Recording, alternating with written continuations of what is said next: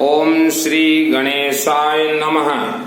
आद्य बुधवार दिवस रात्र करीब 10:45 हो चुके हैं। मित्तल सुनील के द्वारा भुवनेश्वर अपने वास स्थान से श्री विष्णु पुराण अनुष्ठान शुरू किया जा रहा है। मुझे उम्मीद है यह अनुष्ठान 4 या 5 दिन में पूरा हो जाएगा। रात्र का समय है और रात्र का समय मुझे बहुत ही फुर्सत मिलता है, क्योंकि मैं अपना समय बर्बाद नहीं करता। ये टीवी वगैरह देखना मुझे पसंद नहीं है। जब मैं अपने जन्मभूमि केसिंगा में रहता था तब भी मैं अपने कमरे में टीवी वगैरह नहीं रखता था। यह विष्णु पुराण दुर्गा सप्तशती से कनेक्ट है। विष्णु पुराण 33 कोटि देवी देवता से कनेक्टेड है विष्णु पुराण। हम विष्णु पुराण करेंगे तो सर्वप्रथम हमें आह्वान करना है गरुड़ देवाय को। गरुड़ देवाय को आह्वान करने से देखिए विष्णु पुराण जब शुरू होता है, ओम वक्रतुंड महाकाय सूर्यकोटि समप्रभ निर्विघ्नं कुरु मे देव सर्वकार्य सर्वदा गुरु ब्रह्मा गुरु विष्णु गुरु देवो महेश्वर गुरु परम ब्रह्म तस्मै श्री गुरुवे नमः। ब्रह्मा मुरारि त्रिपुरान्तकारी भानु शशि भूमि सुतस्य बुधस्य गुरु सुप्रसन्न राव कृत्वा सर्वैर्ग्रहाः शान्तिर्भवतु सर्वैर्ग्रहाः शान्तिर्भवतु। कोई भी अनुष्ठान शुरू करने से ये उसके बाद जो है सरस्वती देवी जो कि हमारे नजदीक पूरे यह पुराण के समय खड़ी रहेंगी, तो सरस्वती देवी को जब हम बुलाएंगे तो उनका सिस्टम कुछ है। सिस्टम से बुलाने से हमारा अनुष्ठान पूरा होता है। या कुंदेन्दु तुषार हार धवला या शुभ्र वस्त्रावृता वेणावर दंड मंडित कर या श्वेत पद्मासना या ब्रह्माच्युत शंकर प्रतुवि देवे सदा वंदिता सामांग पातु सरस्वती भगवती निश्वेश जाडंगा भया शुक्लम ब्रह्मा विचार सार परमावताम जगत व्यापिनी वीणा पुस्तक धारणवताम जगदंड का पहाड़ वस्तु स्फटिक माणकम विदन्तीम पद्मासन संस्था वंदिताम परमेश्वर भगवतीम वृद्धिं प्रदासार्धनम भगवतीं वृद्धिं प्रदासार्धनम भगवतीं वृद्धिं प्रदासार्धनम। ओम क्लीं कालिका नमः ओम क्लीं कालिका नमः ओम क्लीं कालिका नमः। ओम ह्रीं बगलामुखी सर्वदुष्टानां वाचं कंपतमे स्तंभे जीवां क्रीडा बुद्धि विनाशाय ओम स्वाहा। देखिए कोई भी अनुष्ठान हो बगलामुखी और माँ काली को उपस्थित रखना जरूरी है, क्योंकि हम ये अनुष्ठान यह सिर्फ हमें पुराण पढ़ना ही नहीं है, इसके अंदर गूढ़ रहस्य को हमें समझना और दुर्गा देवी से रानी सती जितने भी देवी देवता से इनका जो कनेक्ट है, क्या कनेक्ट है, क्योंकि सृष्टि ब्रह्मा, पालनहार विष्णु, संहार शिव जी हैं। तो इसलिए बगलामुखी और काली को साथ में लेके चलना पड़ता है, क्योंकि हमें आगे इसका प्रचार करना कि इसका राज रहस्य ही है विष्णु पुराण का। तो अभी देखिए सर्वप्रथम विष्णु पुराण में कार्तिक का महीना हम गरुड़ देवा का आह्वान करेंगे। ओम गरुड़ देवाय नमः ओम गरुड़ देवाय नमः ओम गरुड़ देवाय नमः। ओम तत्पुरुषाय विद्महे सुवर्णवक्षाय धीमहि तन्नो गरुड़ प्रचोदयात्। ओम तत्पुरुषाय विद्महे सुवर्णपक्षाय धीमहि तन्नो गरुड़ प्रचोदयात्। ओम तत्पुरुषाय विद्महे विष्णुपक्षाय सुवर्णपक्षाय धीमहि तन्नो गरुड़ प्रचोदयात्। देखिए हमने गरुड़ देवाय को आह्वान किया है। गरुड़ देवाय का जो मंत्र भी जाप करता तो उनके घर में स्वतः भगवान विष्णु और लक्ष्मी विराजमान हो जाते हैं। तो गरुड़ जी का महामंत्र जो है ओम तत्पुरुषाय विद्महे सुवर्णपक्षाय धीमहि तन्नो गरुड़ प्रचोदयात्। तो गरुड़ देवता को हमने आह्वान किया है कि हे गरुड़ देवता, आज बुधवार रात्र मित्तल सुनील द्वारा लगभग 11:15 बजे यह विष्णु देवा का पुराण शुरू किया जा रहा है और गरुड़ देवा आप यह अनुष्ठान में उपस्थित रहें, यह अनुष्ठान में उपस्थित रहें तथा यह श्री विष्णु पुराण का राज रहस्य सभी हमें बतलाने के लिए आप भगवान विष्णु को साथ में लेकर आइए। देखिए गरुड़ देवता को हम आह्वान करने पर ही विष्णु देवता आएंगे, लेकिन हमने देखा है कई शास्त्रों डायरेक्ट कर देते हैं विष्णु को लक्ष्मी को, विष्णु को लक्ष्मी को, गरुड़ को भूल जाते हैं। तो देखिए भुवनेश्वर में राजधानी में रहता हूँ, थोड़ा मुझे व्यवस्था का कमी है। अभी जैसे मैं गरुड़ देवाय को आह्वान करूंगा, इन्हें कहाँ बिठाना है, क्या करना है। तब भी जो है अग्निदेवा है या सरसों तेल से दीपक जलता है। कोई भी अनुष्ठान हो सरसों तेल जरूरी है, पीली सरसों जरूरी है और कनक जरूरी है, बेलपत्र जरूरी है। तो अभी हम ये देखिए सरस्वती आलू के ऊपर, तो गरुड़ देवा को हम आह्वान करते हैं, विष्णु देवा को आह्वान करते हैं, आह्वानम स्थापना। देखिए बेलपत्र पे आह्वान कर दिया गया है। और मैं एक चीज बताना चाहता हूं, भारत और विश्व के महिलाओं को आपके अंदर जन्म से ही दैविक शक्ति है और इसीलिए धर्म के नाम से आपको भयभीत करवाया गया है। देखिए मैं रात को भी 11 बजा हुआ है और अभी विष्णु पुराण कर रहा हूं मैं, रात को 11, न जाने कितना बजे तक चलेगा ये पुराण, मुझे नहीं मालूम, क्योंकि मेरा शरीर हमेशा मजबूत रहता है। प्राय करके मैं भुवनेश्वर में दिन भर उपवास ही कर लेता हूं। सुबह से शिव जी का अनुष्ठान में लगता हूं तो कभी 12, 1, 2 भी बज जाता है हर रोज। तो सुबह का थोड़ा बहुत नाश्ता कर लेता हूं और दोपहर को तो फिर नाश्ता करने के बाद मन नहीं करता कुछ, और रात को 10, साढ़े 10 बजे मस्त कढ़ी का सब्जी और 4 रोटी अचार खा के शरीर मजबूत रहता, आलसपन नहीं आता मेरे को। और कभी कभी तो केला वगैरह भी 6-12 खा के रात को कुछ न कुछ करता रहता हूँ, क्योंकि मेरे जो गुरु जी हैं रुद्र रूप काशी विश्वनाथ देवा, देखिए 12 ज्योतिर्लिंग में से सबसे शक्तिशाली जो ज्योतिर्लिंग है, जो कि सरस्वती ज्ञान का भंडार भरते हैं, वह रुद्र रूप काशी विश्वनाथ देवा। तो आज सुबह उनके मंदिर गया तो बाबा से हमने तंत्र पूजन जो भी करना था किया, तो वहां से शिवलिंग से साउंड निकला, बेटा वेद शास्त्र का अध्ययन करो। जैसे यह ऋग्वेद है, यजुर्वेद है, अथर्ववेद भाग 1 है, अथर्ववेद भाग 2 है, लक्ष्मी तंत्रम है, श्री दुर्गा सप्तशती के योग रहस्य है, बहुत ही रहस्य है दुर्गा सप्तशती के।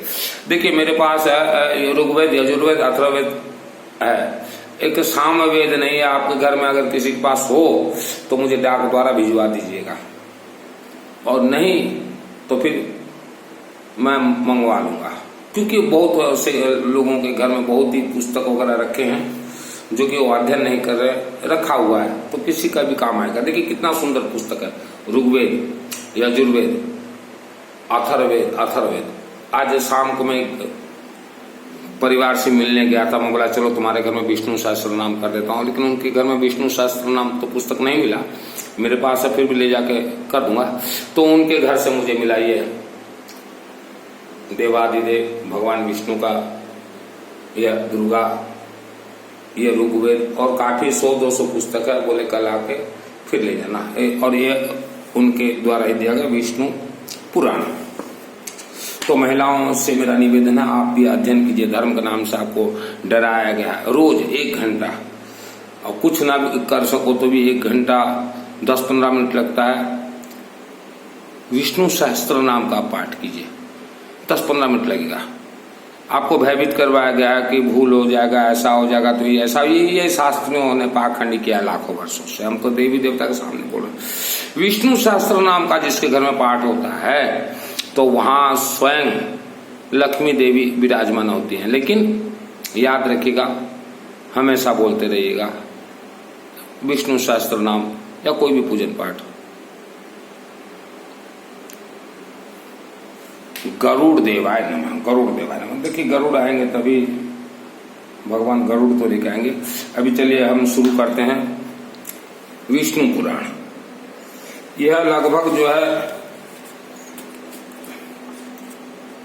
400 कुछ पेज का होगा, मुझे जैसा लग रहा है। श्रीमद् भागवत महापुराण तो मैंने पहले किया है, ये हाँ 455, 60, 70 कुछ है। हाँ वही 5 दिन में ये जो मेरा कंप्लीट हो जाएगा। हर रोज 100 भी अगर पकड़ूं। ओम श्री विष्णु देवाय नमः, ओम श्री विष्णु देवाय नमः। भगवान विष्णु देवाय। न मैं वेद जानता हूं न शास्त्र जानता हूं, मैं अज्ञानी बालक हूं।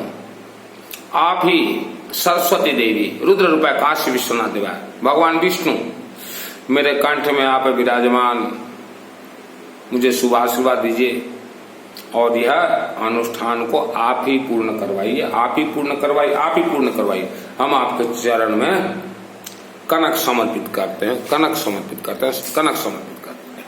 तथा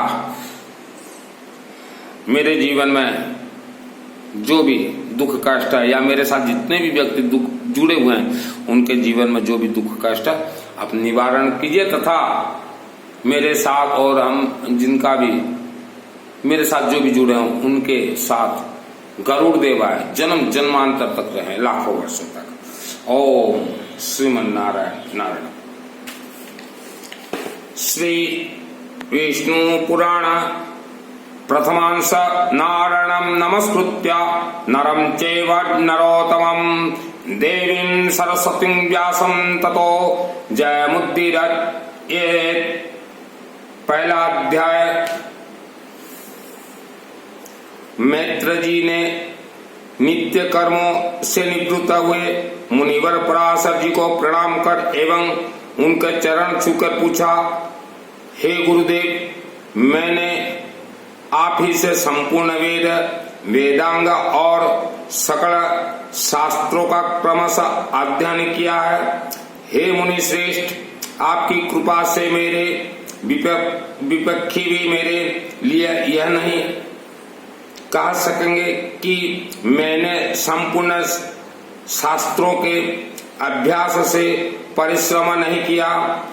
हे धर्मज्ञ, हे महाभाग, अब मैं आपके मुखारविंद से यह सुनना चाहता हूँ कि यह जगत किस प्रकार उत्पन्न हुआ और आगे भी दूसरे कल्प के आरंभ में कैसे होगा, तथा ये ब्रह्मांड इस संसार का उपादान कारण क्या है, यह संपूर्ण चराचर किससे उत्पन्न हुआ है, यह पहले किसमें लीन था और आगे किसमें लीन हो जाएगा। इसके अतिरिक्त आकाश आदि भूतकों का परिमाण, समुद्र पर्वत तथा देवता आदि की उत्पत्ति, पृथ्वी का अधिष्ठान और सूर्य आदि का परिमाण तथा उनका आधार देवता आदि के वंश मनु मनवंतर बार बार आने वाले चारों योगों में विभक्त कल्प और कल्पों के विभाग प्रलय का स्वरूप योगों के पृथक पृथक संपूर्ण धर्म देवर्षि और राजश्रियों की चरित्र श्री व्यास जी कृत वैदिक शाखाओं की यथावत रचना तथा ब्रह्मांडादि वर्ण और ब्रह्मचर्यादि आश्रमों के धर्म, ये सब है। महामुनि शक्तिनंदन, मैं आपसे सुनना चाहता हूँ। हे ब्रह्मांड, आप मेरे प्रति अपना चित्त प्रसादोन्मुख कीजिए, जिससे हे महामुने मैं आपकी कृपा से यह सब जान सकूं। श्री पराशर जी बोले, हे धर्मज्ञ मैत्रेय, यह मेरे पिताजी के पिता श्री वशिष्ठ जी ने जिसका वर्णन किया था, उस पूर्व प्रसंग का तुमने मुझे अच्छा स्मरण करवाया, इसके लिए तुम्हें धन्यवाद के पात्र हो।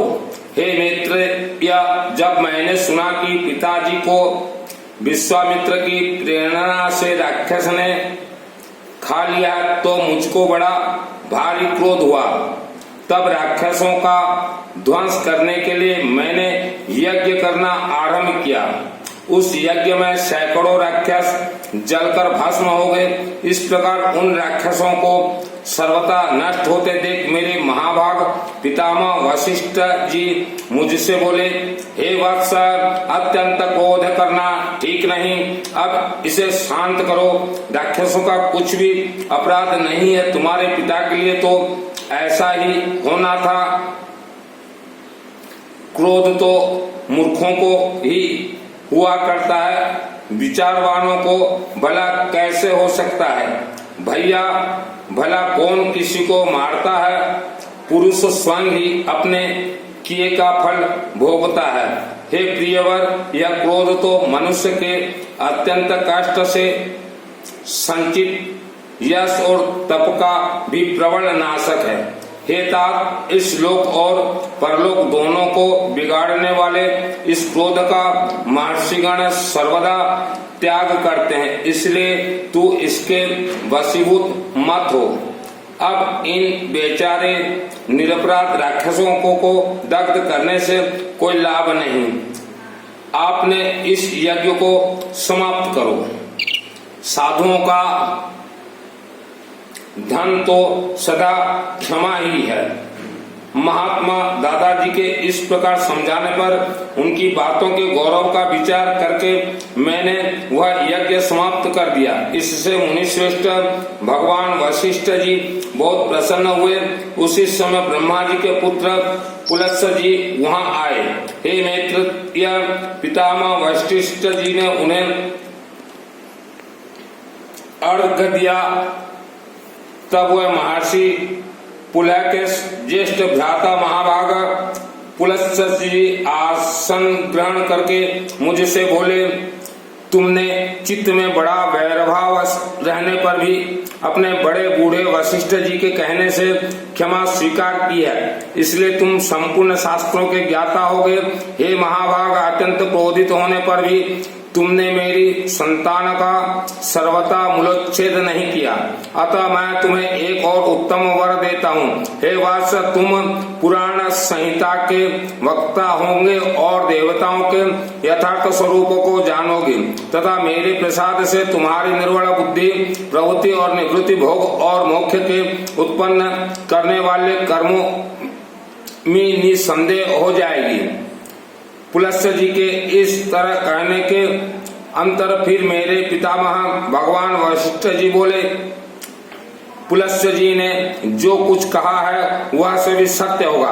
हे मैत्रेय, इस प्रकार पूर्व काल में बुद्धिमान वशिष्ठ जी और पुलस्त्य जी ने जो कुछ कहा था वह सब तुम्हारे प्रश्न से मुझे स्मरण हो आया है। अतः हे मैत्रेय, तुम्हारे पूछने से मैं उस संपूर्ण पुराण संहिता को तुम्हें सुनाता हूँ। तुम उसे भली प्रकार ध्यान देकर सुनो।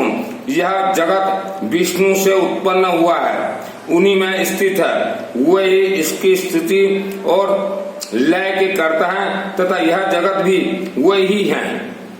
देखिए, प्रथम अध्याय अभी पूरा हुआ।